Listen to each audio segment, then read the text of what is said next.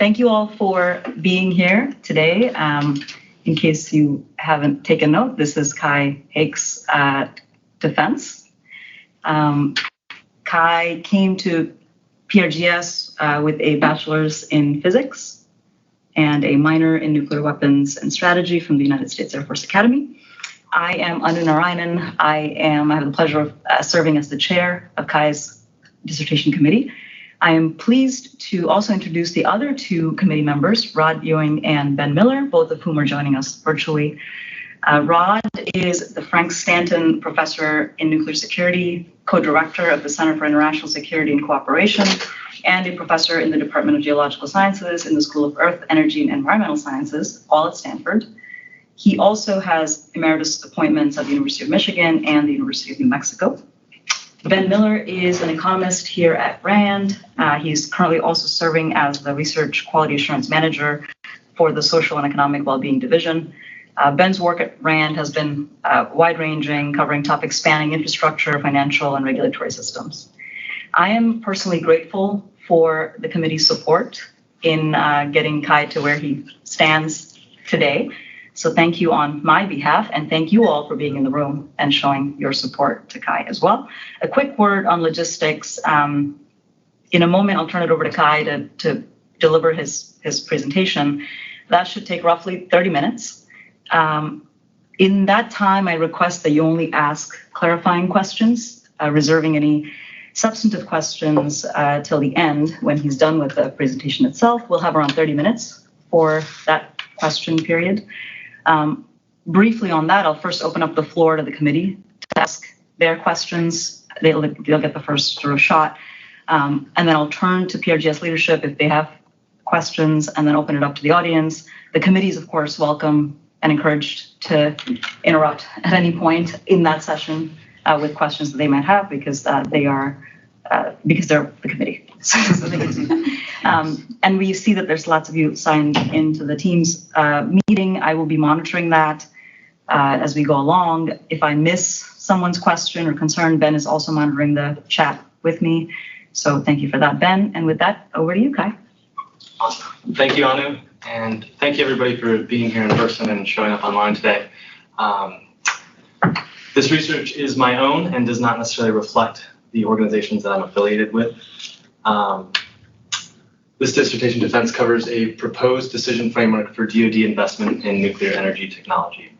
As Anu said, if you have any clarifying questions, please ask them, as it might act as a nice speed bump throughout the presentation to slow down and maybe describe a figure or clarify a phrase. First, I'd also like to thank Anu, Ben, and Rod for helping me through this transformational process. Your mentorship and expertise made this dissertation possible, so thank you for that. Also with that, any shortcomings of this research is mine and not the committee. In this defense, I'll first introduce the policy problem, scope of research, and approach. Then I'll discuss the research that informed the proposed decision framework. And then lastly, I'll go through my application of that framework to accessible data. Now let's get more familiar with the topic. So DoD is the largest energy consumer in the federal government, and they spent over $3 billion on infrastructure energy in 2020.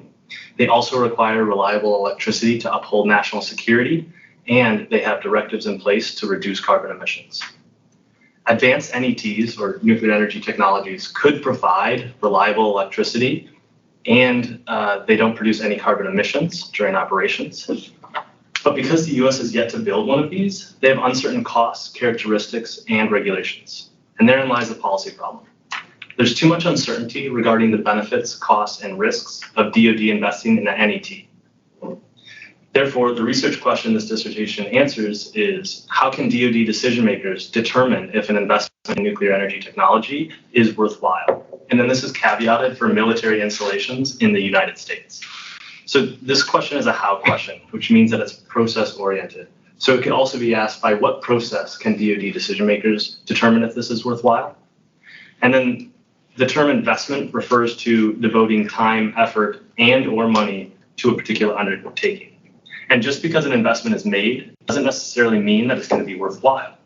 And the term worthwhile in this defense will refer to any time the benefits, both monetary and non-monetary, are greater than the cost, non-monetary and monetary, over the entirety of the investment. Lastly, the term DoD decision makers refers to anyone that could impact a DoD investment in an NET. These could be folks at the Secretary of Defense level, military branches, individual DoD locations, or even in the US Congress, which is ultimately responsible for appropriations to DoD. I answer this research question by conducting research to develop a framework that helps DoD decision makers confront this complex problem. The framework can help manage expectations by quantifying benefits and costs when appropriate, and can help DoD decision makers from various organizations coordinate with each other to either encourage or prevent an investment in an NET based on the data and information. Hi, I do see we have one raised hand. Is there a clarifying question in the audience? No, that's an error. No worries. Carry on. Thank you. DoD currently has 2 lines of effort to implement a microreactor prototype by 2027, one that's transportable and one that's stationary. There's already a RAND project that did a cost-benefit analysis of transportable microreactors, and another project that researched the implications of Army using NETs. These project reports are currently under peer review and are both classified, so they're unavailable to the public. My dissertation is scoped to focus on the other line of effort, stationary microreactors. According to the Nuclear Energy Institute, microreactors are more cost-effective when they have a larger power capacity, are used more consistently, and for their entire lifespan. These characteristics all align with stationary microreactors, not transportable ones. Therefore, this dissertation is scoped in the following 4 ways. NETs that spend their lifespan at one location so that they can have a larger power capacity and be used consistently. And then it's scoped to NETs with low power capacities, either small modular reactors or microreactors, which are below 300 or 10 megawatts respectively. And it's scoped in this manner to match the relatively low DoD power consumption at each DoD location. And then it's scoped to look at DoD locations in the US so that the NETs can be used for their entire lifespan, and they're not subject to international relations, policies, or legal constraints that could shorten their lifespan. And then lastly, this looks at DoD as a first customer of an NET, mainly because they are presently acting in this manner, and because NETs are expected to benefit from something called, I term, scale of units. And this essentially means that each unit is expected by NET advocates to get less expensive as you build more of them. And because DoD is the first customer, they would need to purchase the first units at a higher price before they could get to those lower cost NETs in later generations. Although the scoping primarily aligns, these 4 criteria primarily align with stationary reactors, the framework could also be applied to transportable reactors as long as they meet these 4 criteria. Next, I'll introduce the research methodologies of this dissertation. I used multiple research methods as well as qualitative and quantitative data to develop the decision framework. The methodologies include a literature review, historical analysis, site visit to Eielson Air Force Base, and semi-structured interviews, all of which highlighted the need for this decision framework. And they also inform the steps that go into it. Lastly, after I developed the framework, I applied it to accessible data and information to show how this can influence DoD decision makers. Next, I'll summarize the key findings from the research to show you where we're going before we get there. So here's the key findings and recommendations from the dissertation. The key findings are in gold, and then their corresponding recommendations are in silver just below them. The first 2 key findings come from the framework development, and they indicate the need for the systematic framework and show that monetary costs are important to account for when looking at substitutable assets. The next group of findings from applying the framework, the first key finding is that scale of power assumptions can significantly impact microreactor cost estimates. The second one is that when DoD locations and NETs supply and demand were compared to each other, there's very few viable location technology pairs in most cases. However, there are some cases with numerous pairs. And then a case refers to like a combination of scenario assumptions and an NET, future scenario assumptions. And then, we'll come back to that a little bit later. Through this comparison, the data suggests that DoD should abandon the pursuit of 1 to 5 megawatt electric microreactors that spend their lifespan at DoD locations in the United States. Additionally, the data also suggests that implementing a 17 megawatt electric reactor at 21 DoD locations could be a worthwhile investment for DoD, but they may need more accurate cost estimates and a more targeted investigation of those 21 locations to reduce uncertainties about the investment. These key findings and recommendations will be co-located with their evidence later on.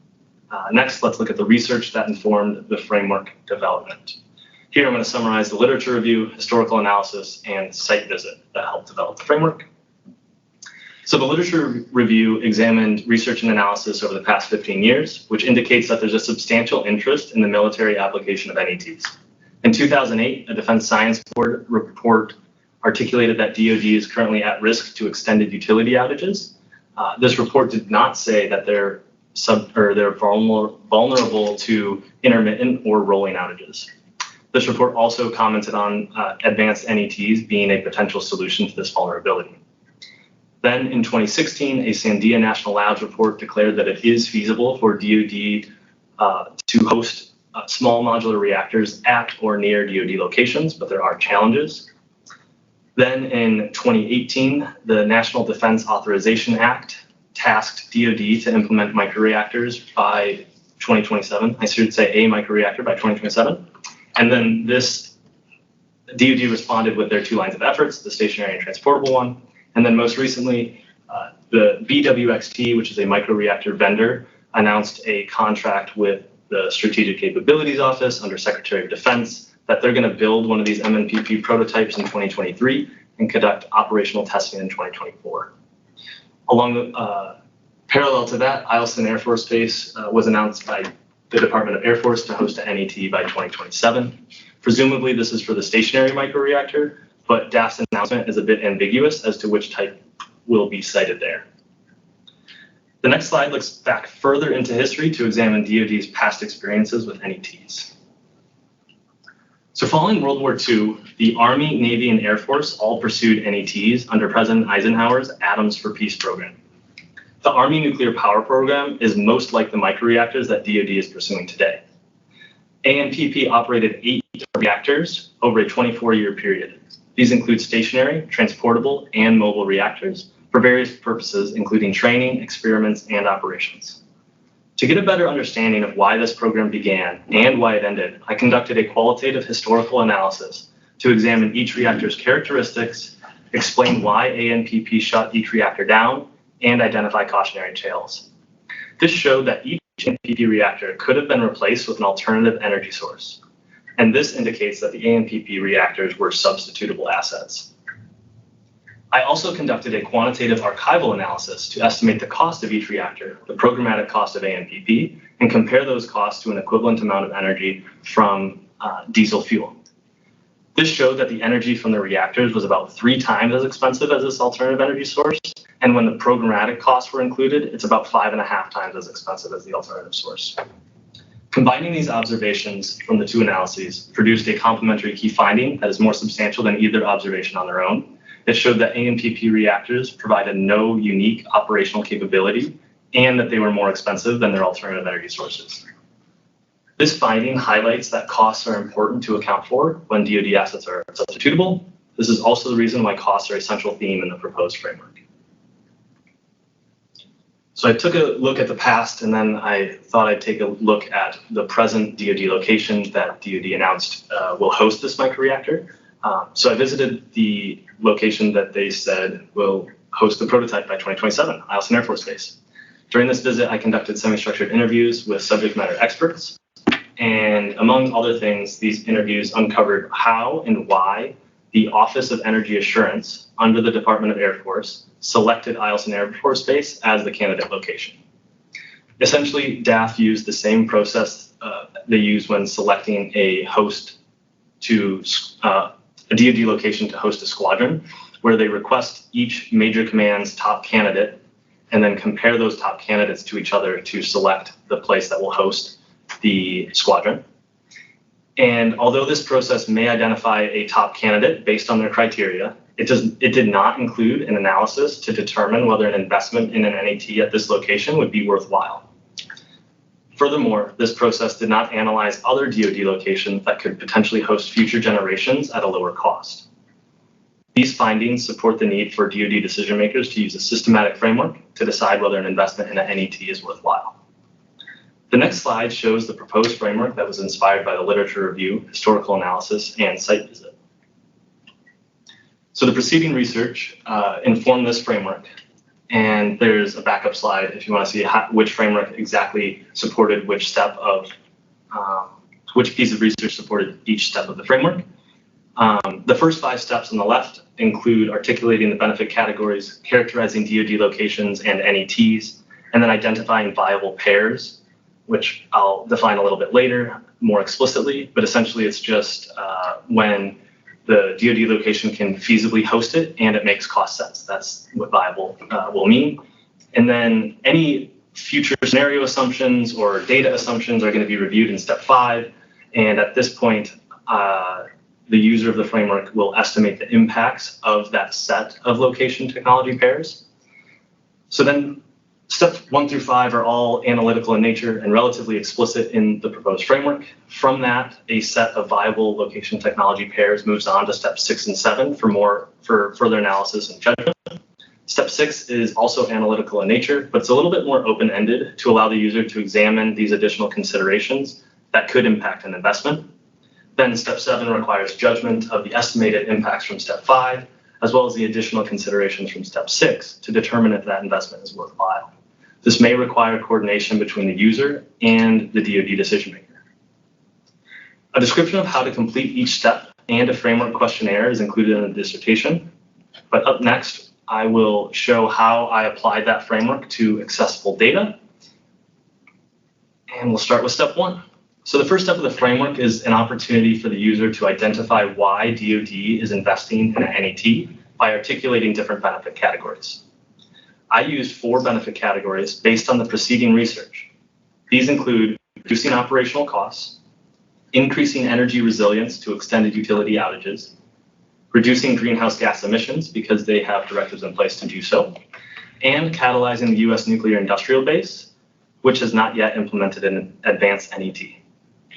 The degree to which a DoD investment in an NAT impacts each benefit category is dependent on numerous variables, including the characteristics of the NAT, how many DoD locations are going to host these, and then scenario assumptions. So like, is there a carbon tax in the future? Is there a value placed on resiliency? And those different assumptions influence how the benefit categories are measured. So then in step 2, the user can characterize DoD locations along numerous attributes. 2 attributes of significance are the average cost of electricity and the average power consumption. These are plotted in the figure to the right for 360 some DoD locations in the United States. This includes Alaska, Hawaii, and US territories. The average cost of electricity is plotted along the x-axis, and as you can see, there's a handful of DoD locations with relatively high cost of electricities. And then average power consumption is plotted along the y-axis, and again, there's a couple DoD locations with relatively high average power consumption. However, most DoD locations are in the bottom left corner, where there's relatively low cost of electricity, relatively low power consumption. And then in the top right corner, where it's high cost and high power demand, you can see that there's no DoD locations there. Displaying these DoD locations in this manner helps compare the demands of DoD locations to the supply of NATs in step 4, which happens in a couple slides. And it'll be a very similar plot with the same axes. DoD locations can also be characterized by other attributes like feasibility filters on the left here. One such filter is conducive environment. This is could a DoD location host an NAT based on Nuclear Regulatory Commission regulations, and essentially like, is it near a heavily populated area? Does it have enough water nearby to cool the generators as they're producing electricity? Things like that. So you can characterize, the user can characterize DoD locations by if they're feasible or not. And then other attributes in the bottom left corner of the slide can be used to characterize DoD locations to adjust the figure on the right So one example of this is area cost factor. Essentially, building things in different regions of the US, it costs different amounts of money. So it's more expensive to build something in remote Alaska than it might be to build something in Ohio. And so you can use those to adjust the NET costs in the figure to the right to compare the locations and NETs. Up next, the user would characterize NETs, and this shows how to characterize NETs along 5 attributes and their sub-attributes. This would avoid conflating characteristics of the different reactors into one, because there's currently about 50 plus new and advanced small modular reactor and microreactor designs in development around the world, and they each have their own pros and cons. So these attributes help avoid conflating those pros and cons all into one super microreactor that doesn't exist and has all the best things and none of the bad things. I used power capacity and design readiness level to select 5 NETs of interest for this framework application. This ensured that the designs are relatively mature and that they cover a broad range of power capacity and LCOE estimates. The 5 NETs are plotted in the figure to the left. The X and Y axis have the same units as the previous slide. And this figure demonstrates how power capacity and levelized cost of electricity are inversely related. And levelized cost of electricity is essentially the average cost of electricity over the lifespan of that reactor. And they're inversely related because of a thing called scale of power. It's a type of economies of scale where essentially as the power capacity decreases, the average cost of electricity increases. So as an NET moves down the y-axis, it moves over to the right because it's more expensive the smaller the per unit of energy, the smaller the reactor gets. And these scale of power assumptions can significantly impact the LCOE estimates. Next, step 4 will overlay the characterization of DoD locations from step 2 with the NETs from step 3. To visualize the viable location technology pairs in this figure on slide 18. So over to the right, we have the overlay of those 2 characterizations. And then on the left, I have the definition of viable location technology pair. And this requires that the average cost of electricity at a DoD location be equal to or greater than the LCOE. This is essentially any DoD marker in the figure to the right that's to the right of a star. And the NETs are denoted by stars in that figure. The second requirement to be viable is that the average power consumption be greater than or equal to the power capacity of any DoD location. And so this is any DoD marker that's above a star. And then lastly, it has to be a feasible host based on these scenario assumptions. And this is denoted by any green square or green circle. So in summary, a viable DoD location technology pair is any marker that's above and to the right of the star that's a green circle or green square. Okay, so instead of you trying to look at the screen and figure out how many there are, the table in the bottom left shows you how many viable pairs there are for each NET. And so the ExxonMobil LCOE, which is in the bottom right corner of that figure, all the way to the right, has a cost of electricity greater than any DoD location. So it has no viable technology pairs, location pairs. And then the XE100 4-pack in the top left has a greater power capacity than any DoD location, so it also has no viable pairs. The Banner reactor, the 17 megawatt Banner reactor, is nestled right near the center of mass of those DoD locations and actually has 18 to 21 viable pairs. Ultimately, this is the set of locations and technology that will proceed through the framework. But first, let's look at some of the scenario assumptions that went into making this figure. There are 4 assumptions that went into the baseline scenario. The first is nth of a kind generation costs, which means that the vendor achieved 25% cost reduction after implementing about 20 units.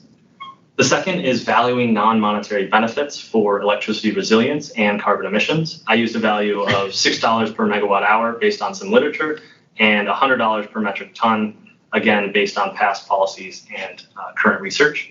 The third is that DoD locations must be a feasible host by meeting the 2 feasibility filters, and that they are impacted by area cost factors that we discussed earlier. So So the table to the right shows a sensitivity analysis of these four assumptions. Essentially, in that top line, you have the baseline scenario assumptions from the previous slide, and then R1 is what happens if instead of nth of a kind reactor costs, you have first of a kind reactor costs. This is how many viable pairs there are for each NET in those scenarios.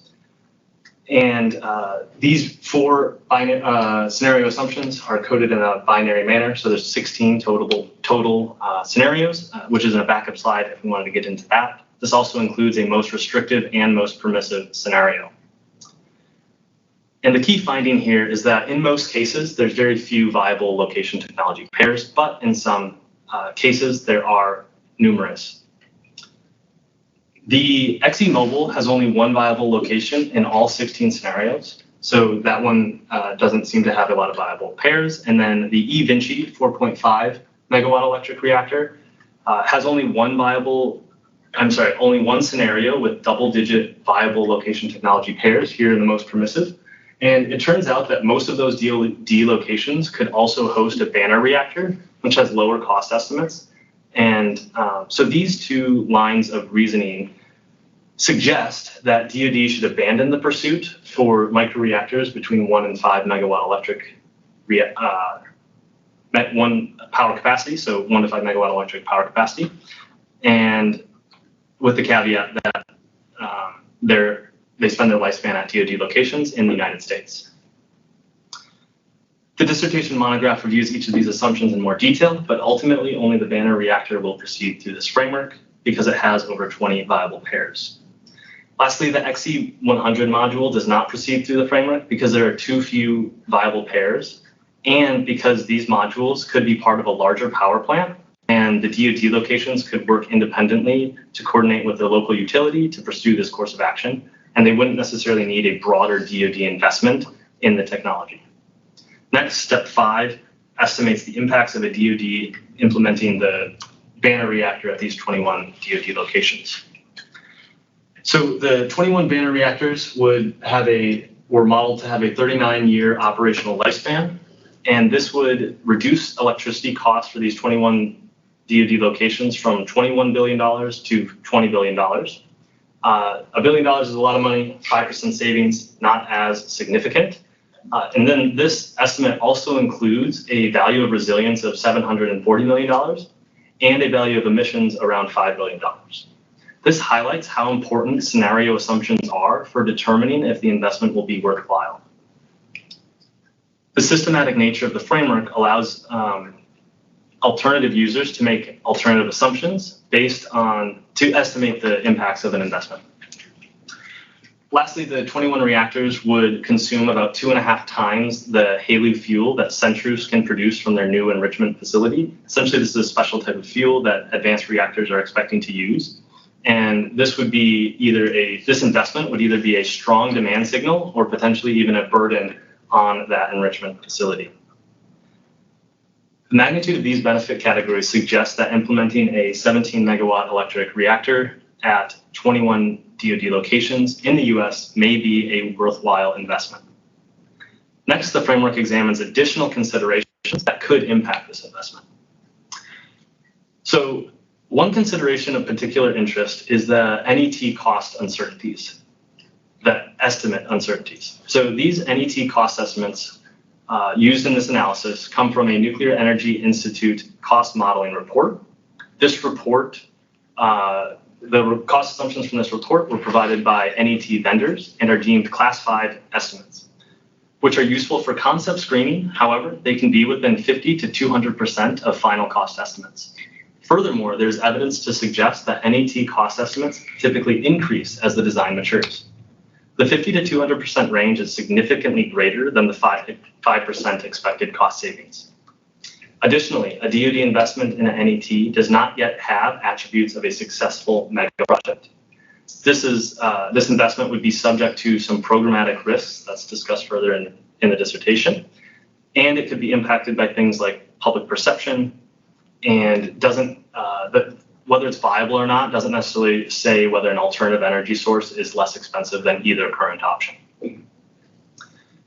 Lastly, this dissertation does not examine the safety or security risks of an NET this falls under a more nuclear engineering scope and would likely require more complete designs of each NET to adequately address those security and safety concerns. With these considerations in mind, let's proceed to the seventh and final step. So this last step allows the user and DoD decision maker to use all the previous information and data to make an informed decision. So although step 5 showed that an investment in a Banner reactor could be worthwhile, additional considerations from step 6 highlight that the marginal benefits may not be worth the range of uncertainties and risks. The assumptions and uncertainties for a DoD investment in an NET show how important a systematic framework is. The framework can be reapplied to alternative NETs that were not analyzed here, or can be reapplied as more data and information comes to light. Lastly, rather than wholeheartedly investing in 21 Banner reactors or not, DoD could pursue a more moderate pathway and invest in more accurate cost estimates for the Banner reactor and a more targeted investigation of these 21 DoD locations. This highlights that step 7 is not an all or nothing conclusion and that there are numerous ways for DoD to invest in an NET. Now that we made it through the framework application, let's circle back to the key findings and recommendations. The framework development, literature review, historical analysis, and site visit emphasize the need for the DoD decision framework. And then after applying that framework, the scale of power assumptions indicate that clearly identifying cost sources and assumptions is important. And then the DoD location and NET data suggests that DoD should abandon the pursuit of 1 to 5 megawatt electric microreactors because they are either too expensive or could host a less expensive, larger microreactor. The data suggests that implementing a 17 megawatt electric reactor at 21 DoD locations could be a worthwhile investment for DoD, and that more accurate cost estimates and a more targeted investigation of those locations could reduce uncertainties about that investment. Lastly, I'll discuss opportunities for further research to set up our question and answer session.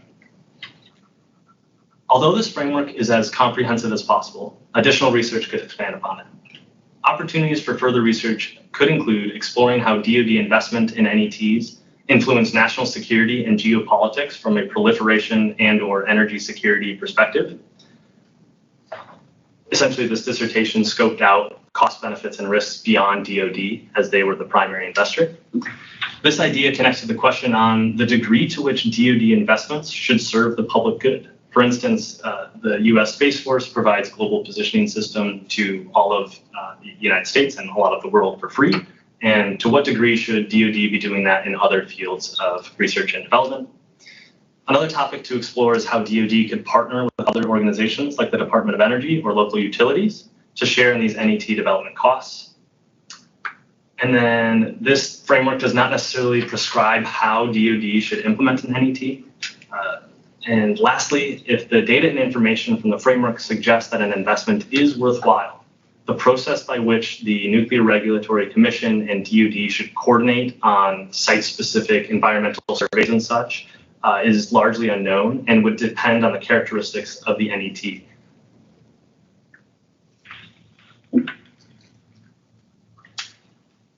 This concludes my presentation, and in addition to my committee members, I'd also like to thank the following folks for supporting me along this journey. In the left column include those at RAND and PRGS. The center column include external folks who provided data, cost models, and fostered site visits. And then the third column highlights my informal support network of friends and family. Thank you all for your time, and I'll turn it over to Anu to coordinate the question and answer session. Great. Thank you, Kai. Angel has a comment that I want to make sure to read. Okay, great. So I would like to first turn to Rod to see if he has any questions. All right. I want to say an excellent presentation, and the thesis, as I've seen it develop over the past year, has really gone in the right direction. It's very comprehensive, very systematic, and so I applaud you for such an excellent job. That said, asking questions at this point, I go beyond a little bit. Hey, So Rod, for you're a coming in. decision maker, Rod, you're coming Okay, in let really me choppy. You turn might, off- you might turn your video off and see if that helps.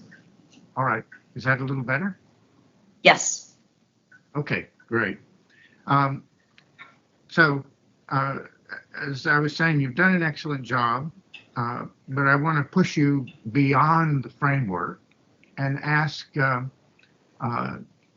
if a decision maker in the military structure shouldn't also consider two other items. The first is public acceptance.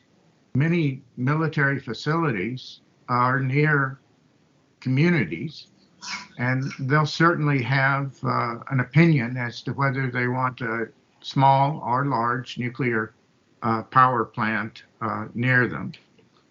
The second is the issue of the waste. Presently, on the commercial side, we have the waste in 75 plus locations in 35 states. The basic premise of small modular reactors is you would have a lot of them. So what provisions should those who enable or implement positioning such reactors, how should they respond to the nuclear waste issue? Because it would grow, at least in terms of the number of locations where waste are stranded. So it's public opinion and waste. So Thank you for the question, Rod. I'll first address the public opinion piece. So some states have permissive state policy on nuclear construction, while others have bans and restrictions on it, requiring voters to either vote on whether a nuclear reactor can be built in their state, or it's at the state Congress level. So this baseline scenario assumes that DoD viable location technology pairs can only be in states that have permissive policies on these nuclear construction. If that were lifted based on the performance of first of a kind reactors, this assumption could change, and then you could use the sensitivity analysis to see how that changed. And from the site visit with Eielson Air Force Base, they were very aware of the localized perception. So the local town that surrounds Eielson is Fairbanks, and they had a public affairs effort that has started already before the announcement of DAF selecting them as the host site. So they're very aware of that public perception and the need and requirement for them to be supported so that they can do what they need to do at the military installation. With that being said, the public perception does need to be considered and could negatively impact whether DoD could feasibly host these at all of the viable locations. So the scenario assumptions are critical there. As far as the waste goes, it really depends on the NET characteristics. So speaking with some of the SMEs, they expect that the vendor is going to be responsible for the refueling and nuclear waste, and that their idea is the spent cores are removed from that DoD location and shipped to a centralized location and stored. So ideally, for the nuclear energy advocates, it's stored at a centralized location. However, I think your concern is valid in what happens, and the question does need to be considered of what happens if that spent fuel needs to be stored on each DoD location, and what does that do to physical safety and security risks at each DoD location.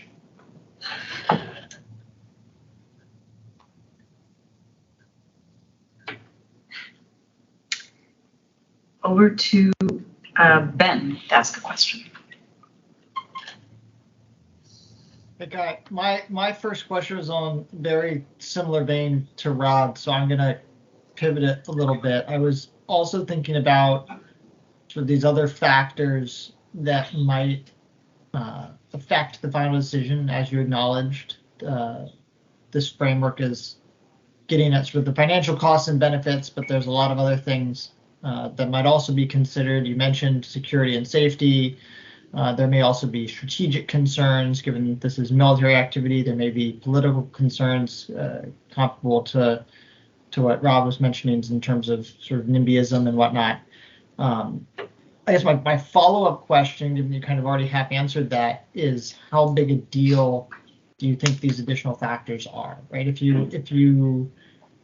I should say DoD were to apply your model and then think about all these additional political, strategic, security issues, would that radically, do you have a sense of whether that would radically change the number of sort of viable locations? And do you think this is an increase or a decrease? Because it could go either way in a sense.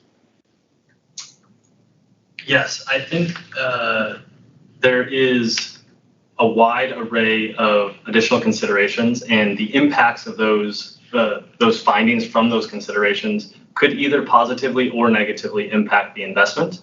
And I think the judgment of how much those should impact are dependent on the estimated benefit categories from step 5. So those first 5 steps here, let me jump back. So the estimated impacts from step 5 would need to be weighed against those additional considerations in step 6 by the DoD decision makers. And I think in this case, using the available information that I had, the marginal 5% cost reduction isn't necessarily worth the full-blown investment. DoD needs to be doing this right now, starting to invest in it. But it actually merits this tentative approach. Okay, maybe further research needs to be done into these cost estimates to reduce uncertainties in this investment over the long term.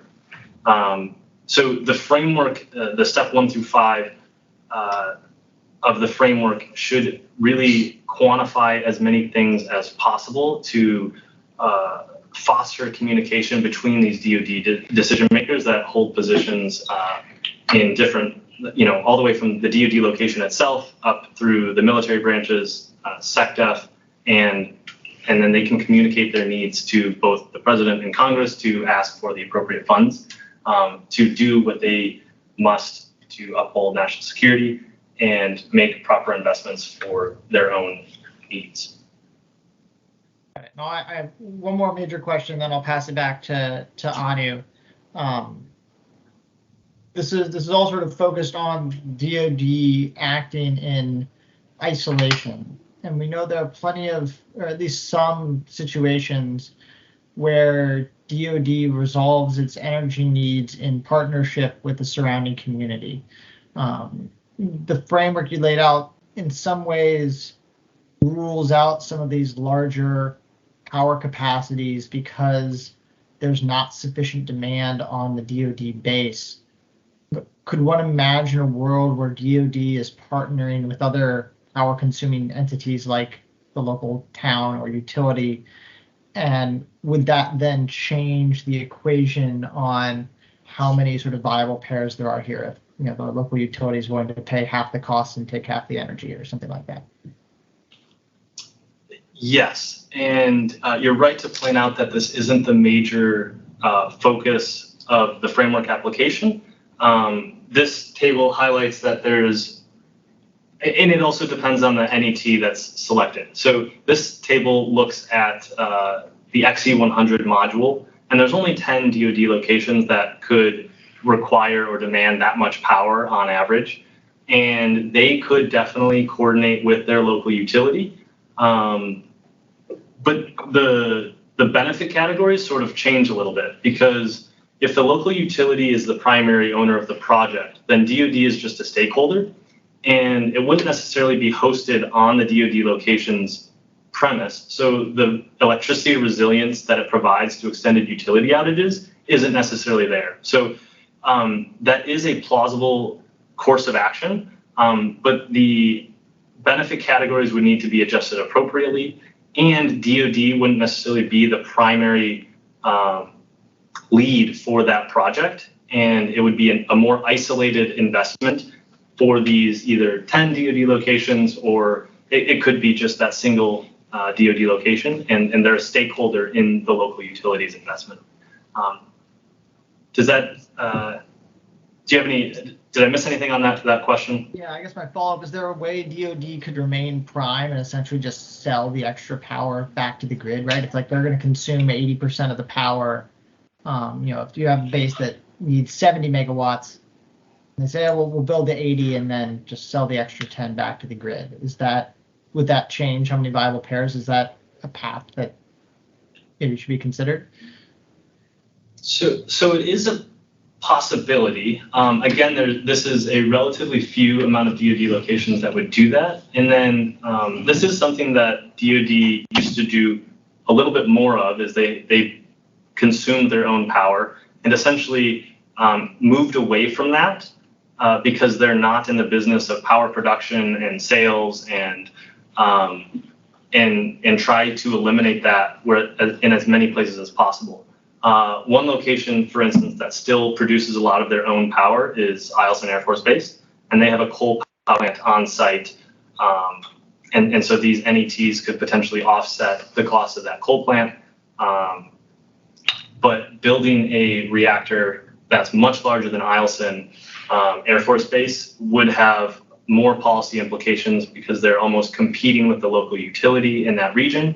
And it would be a very niche case based on each independent DoD location and their local utilities needs. Yes, sir.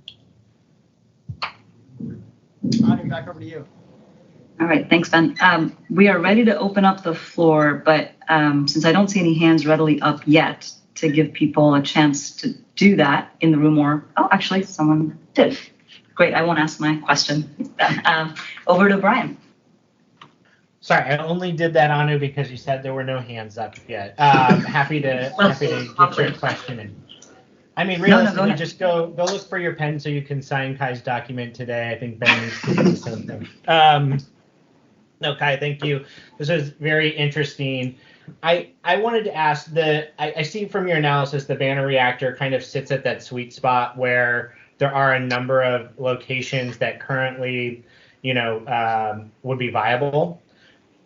Thinking about the fact that these are longer term solutions, these NETs, how are things expected to sort of change in the future, right? We have energy demands that might grow or shrink in various locations, and we also have costs that might change significantly depending on where you're getting your energy and what those spot prices do moving into the future. So I was just curious if you had thought about how would you incorporate that sort of uncertainty in future analyses. And then as a second question, but sort of related, and sorry to pile on here, I was curious if you'd thought about what the characteristics of these locations that are viable, what their alternative energy sources sort of look like, right? Like, I think two in my mind right away are like Alaska and Hawaii. They're like very different. Hawaii, very sunny, maybe solar is a better option, blah, blah, blah. Alaska, maybe it's very limited and there's not really better options. So I'm curious if there's ways to take this in the future where you say, here's a very niche area where only this nuclear stuff makes sense and there's really nothing else to look at, versus like there's a bunch of competing options. So I'll stop talking and let you sort of talk to those comments. Thanks, Kai. Thanks, Brian. So to start with, this framework can help as, so that last recommendation, the framework helps as a screener. So instead of having 360 DoD locations to compare alternative energy sources, and if they have consistent power demands in the past and maybe are expected to have consistent power demands in the future, there's now a scope of 21 locations, which maybe is a more manageable number to do more targeted analyses like this. That is a wise idea to do so, because this slide here shows the change of power consumption and cost of electricity at different DAF locations and DoD locations. And essentially the general trend is that all of DAF or all of DoD relatively has the same cost of electricity and same power consumption, energy consumption each year. But there's a high degree of variance at the localized DoD location level because a single squadron moving in or moving out of a DoD location could change their power demand by up to 25%. And these histograms show how many DoD locations changed by what percentage year over year from fiscal year 2019 to fiscal year 2020. So most stay within 5% of the previous year, but there are quite a few outliers that change by 25% or more. So when making a 39-year investment in a microreactor that's expected to stay at one DoD location, it would be very wise to consider if that location is going to need this much power and have consistent costs over the next 39 years. I feel like I'm missing a second follow-up question on yours. I think that definitely kind of gets to the first part. I guess the second part was, did you notice any sort of characteristics of the locations that currently get screened for Banner? That like where are they getting their power? Like what else is an option for them? Right. So I don't have a backup slide for this, but in the dissertation I sort of do a high-level alternative energy source. And most of the 21 DoD locations, so the 360 are spread out all over the U.S. where it makes sense for different. It might make sense for different alternatives, but most of those those 21 DoD locations are actually centered in Southeast U.S., which doesn't have great alternative energy sources. So the Southwest would be prime for solar. The Midwest and coastal regions are really prime for wind energy. But the Southeast doesn't have as much renewable resources there. And so at a very, very high level, not a localized level, the alternative energy sources might not necessarily outcompete nuclear energy as compared to like those alternative regions that have high amounts of renewable energy resources. So I don't go into specifics, but I do show a couple different maps of the U.S. and plot where those 21 DoD locations are. Thanks. Yeah. Great. Okay. Thank you. So I have a question that's related to what Ben asked that also arose, and I remain confused about it even after the project that we all did related to this. So what is the relationship of the NRC to these things? Because under the framework that's built, grown, like snowballed organically over time, DoD is allowed to build nuclear reactors on its own facilities without having the NRC approve them. But for reasons I didn't quite understand, it seemed that the vendors that we were talking about wanted the NRC to approve the reactor, even though strictly speaking, it didn't appear to be necessary. But it does raise a question, for instance, like, oh, can they sell the power off site? It's like, well, I don't know if the laws allow them to do that, because then the NRC has to approve the whole thing, and like including large like parts of the regulations that maybe like they would rather avoid having to interact with the base, right? So can you comment on like how does the NRC regulation like interact with the DoD regulation for these things?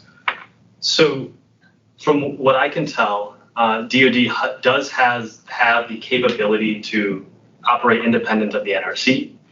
Where they could get hung up on things is like transporting things through states. So if a state doesn't necessarily approve of nuclear construction, and you can control maybe your own highways or freeways, there could be issues there. Mm-hmm. On top of that, the vendor's perspective, they want to get an investment from DoD as a first customer, but their ultimate goal is to sell these commercially to either remote or isolated communities.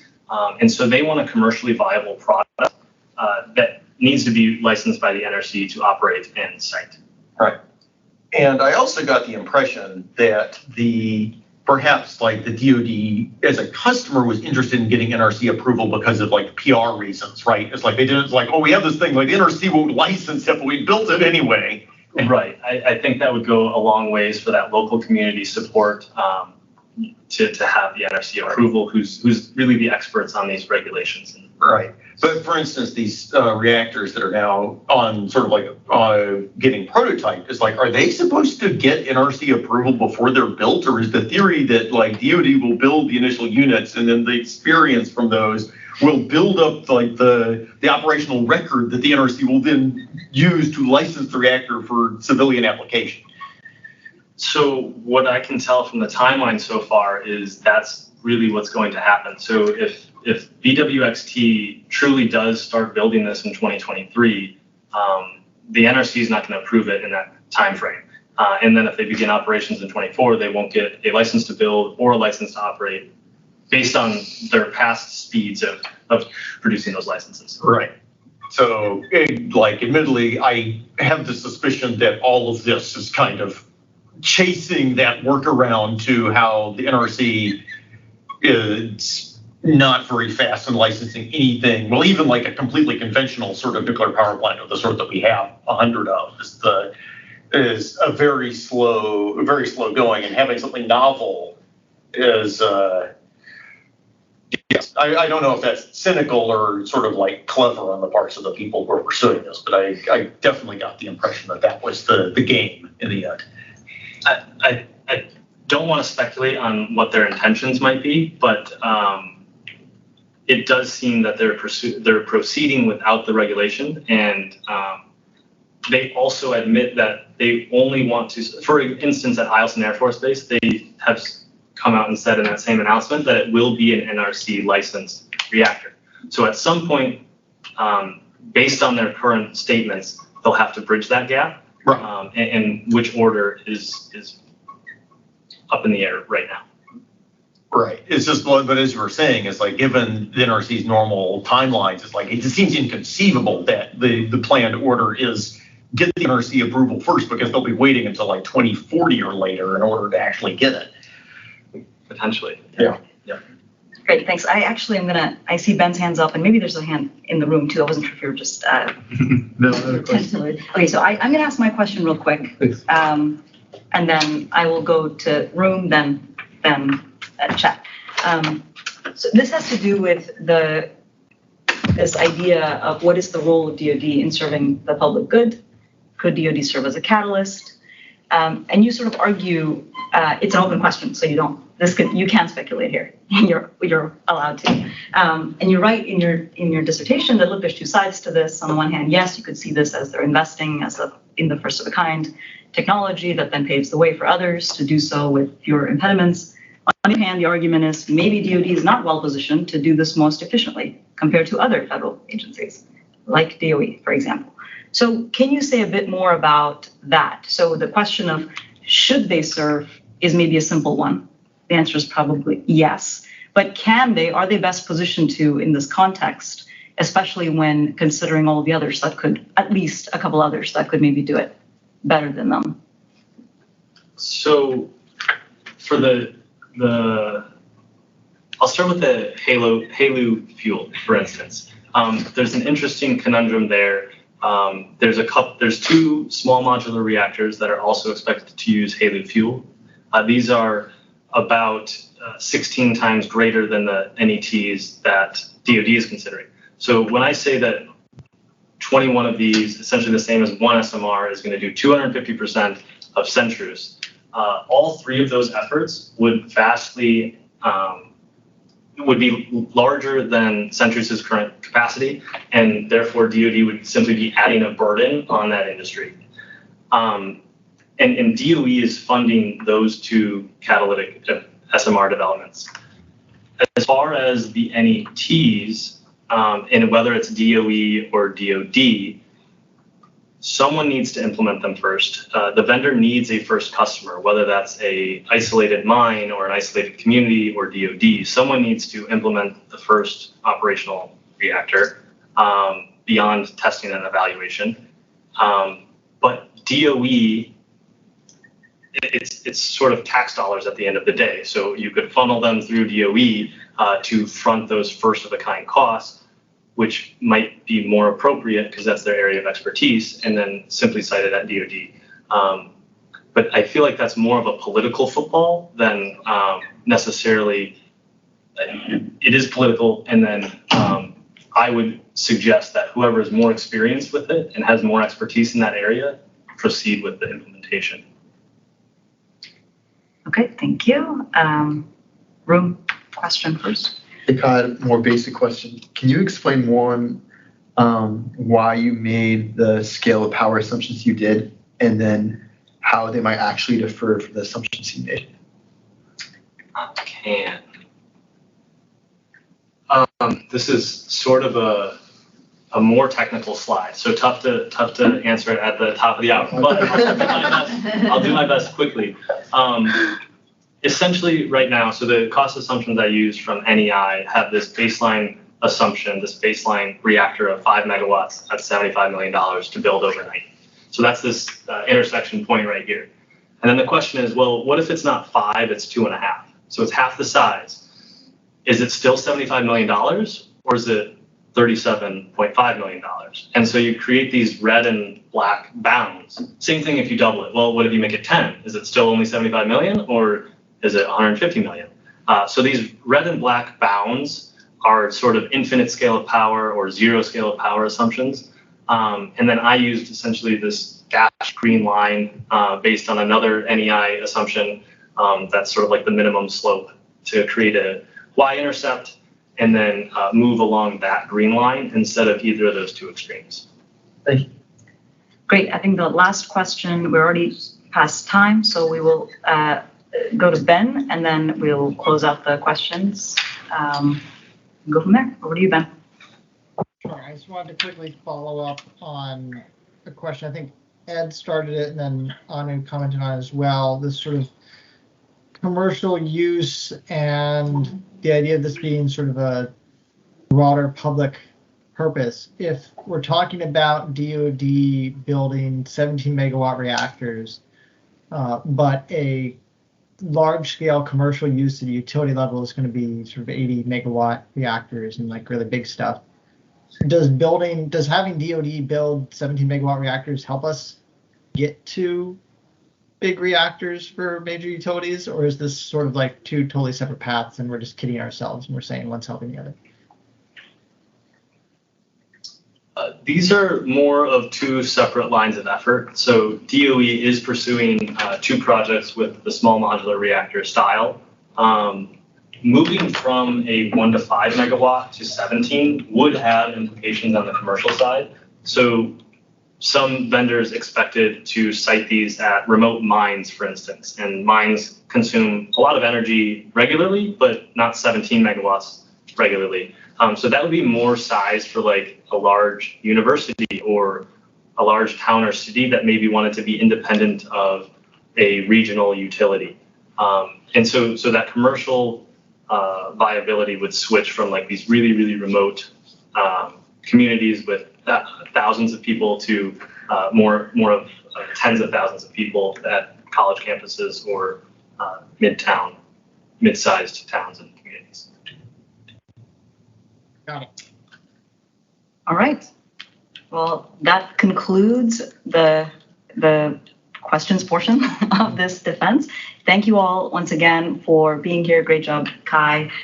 We are going to request that everyone leave. Those who are signed into the Teams chat, please log off. But thank you all again. Good job, Kai.